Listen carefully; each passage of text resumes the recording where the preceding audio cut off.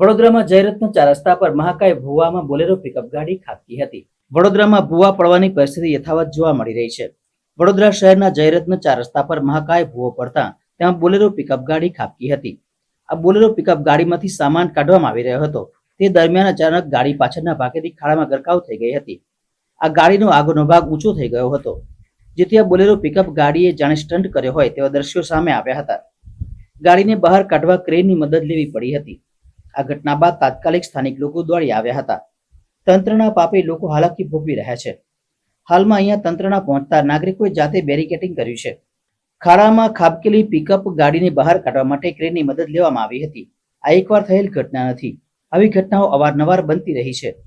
ઉલ્લેખનીય છે કે ગતરોજ શહેરના કોટા ગામના નાકા પાસે રોડ ઉપર આવેલ ફૂટપાથ બેસી જતા રસ્તો બંધ કરવો પડ્યો હતો। હરણી વારસે રિંગ રોડ પાસે 5 ફૂટનો ભૂવો પડ્યો હતો, ત્યારે અવારનવાર આ પ્રકારની સ્થિતિને લઈને લોકોમાં પણ છૂપો રોષ જોવા મળી રહ્યો છે। જ્યારે બીજી તરફ શહેરના વાડી મહાદેવ તળાવ પાસે પણ એક ભૂવો નિર્માણ પામ્યો હતો।